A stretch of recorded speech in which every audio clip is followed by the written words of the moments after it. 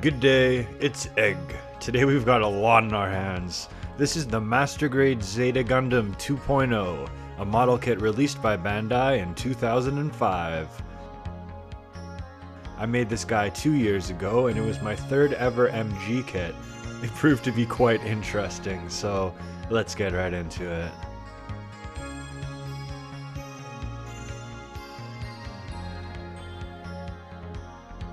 The Zeta Gundam is my favorite mobile suit in the Gundam franchise. It's just so cool. The design and proportions are just right, and this Master Grade captures everything perfectly. This is such an awesome looking model with the perfect amount of detail. The colors are great, and it has a real striking silhouette. The bell-bottom jeans, the thrusters, each aspect of this kit is really on point. The build was fun and unique with all kinds of different latches and joints going on. The waist is totally insane with all the moving parts, and the chest is really something different from most other Gunpla. I would not call this a hard kit to make, it's just a different one. The Zeta Gundam kits are interesting for the engineering that goes into them. They got all these gimmicks like extending rifle, extending shield, the head pushing, and Alright, we can't dance around this issue any longer.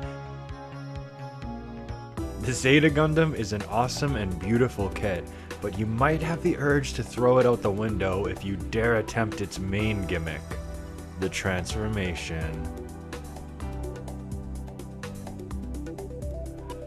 To turn this guy into Wave Rays Rider mode, you have to contort and twist this thing around in ways that make me want to scream as if it's my legs that are being split apart. This whole kit is based around the transformation. It's the reason behind all the unique joints and the unusual inner frame.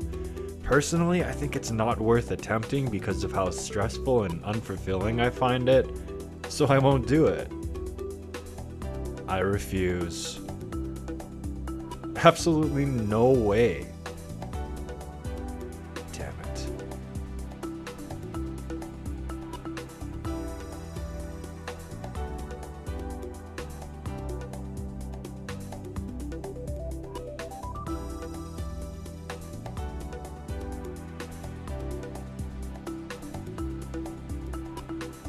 Oh, Wave Rider mode is okay. It looks good and a lot of effort was clearly put in to make this 1/100th kit transform organically. This is far more complex than the Wing Gundam just rotating and lying down. That said, it's kind of annoying to do, and there's a point during the transformation where the kit becomes so loose you think it's broken. If you have patience, you can make it through though. Everything is logical and it's like doing a puzzle, even with the instructions. There are some options to put weapons on the kit, but I'm done with this alternate mode. I just want things to go back to the way they used to be.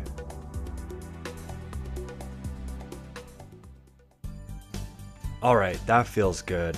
Even after that transformation, the Zeta Gundam still feels solid. Everything locks right back into place and you aren't left with a loose mess like what might happen if I ever even touch the real grade Zeta again. I ended up breaking the barrel off the rifle somehow, but that was more stupidity than anything else. Some parts might go out of whack, like the shoulders, which can get loose, but you can just take them off and slot them back into the arms. Okay, we covered the transformation, so I think we're done handling all the issues. Oh shit. The Zeta Gundam has these weird skinny feet that make it very difficult to stand up. I always have to lean it against something just to have it look right. The feet have very little in the way of articulation, so there'll be no wide standing poses. A lot of the time, to balance the kit, you have to have it in very lame, unnatural poses. So the standing is quite an issue. Oh no! Oh no! Wait! Bandai saved the day by including a stand for the kit that serves as a very cool launch base. This is a completely awesome way of working around the standing issues, creating a whole scenario and conjuring up images of the Zeta Gundam taking off on the Argama from the anime. The base is well made with the option to have the kit stand upright or fly in the air with the display arm. You can store some extra pieces underneath the base as well. If you have the Mark II Master Grade, then you can connect the two stands together, and how cute.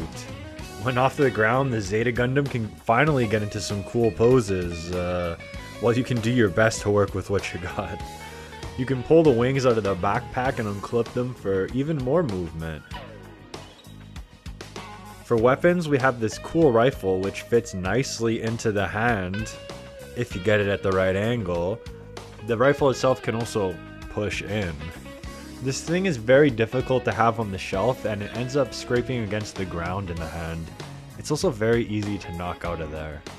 There is the shield, which is purely for aesthetic purposes.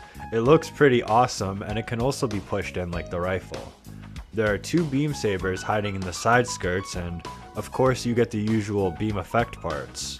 The beams can go into the barrel of the gun as well, but don't think we're finished here. The Zeta Gundam has one more trick up its sleeves. Grenade launchers. They come out when you tab these extra parts in, and that wasn't it. This is it.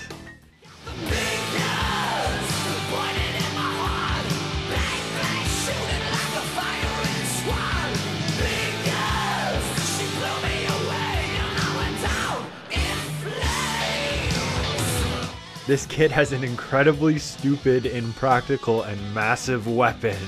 I mean, look at this thing, it's taller than the kit.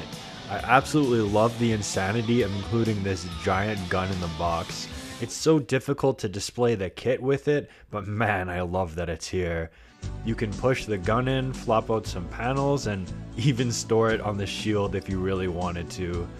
This is so stupid, and yet so awesome.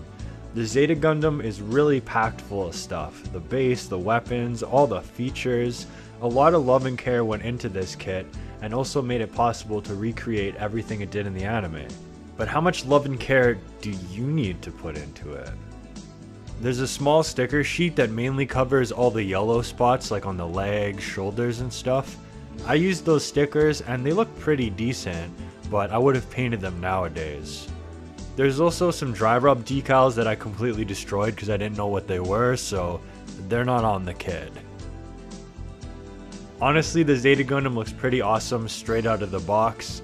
You just need to put in a tiny bit of effort and maybe some panel lining, and it's really gonna pop. Overall, this is a super cool kit that has some serious balls. It's really impressive that Bandai were able to make it do so much and still have it feel pretty good to handle. Now, of course, I have to note again that this kit does have some flaws, like the extreme difficulty standing up, but Bandai did include a base with the kit to remedy that. I wouldn't call the transformation a flaw because the result looks like it should, it's just annoying to do if you don't have a lot of patience. When you factor everything in and also consider the fact that this kit is nearing 17 years old, then I'd say it's pretty damn good, and it's still a really nice model to get today. If you want something to mess around with more, then you might consider the newer high grade kit, which has an easier transformation. I don't know that that gimmick really works well with a model kit anyway, but I can't help but find it cool that Bandai went ahead and did it.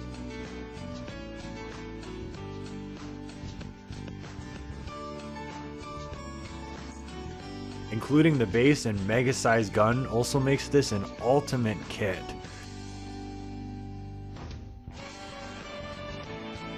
This guy's just so cool, and I really want to redo it in the future to fix my amateur mistakes with nub marks and such. I still have to do something else related to the Zeta, but we're not going to talk about that. That's all I gotta say in this video. Thanks for watching.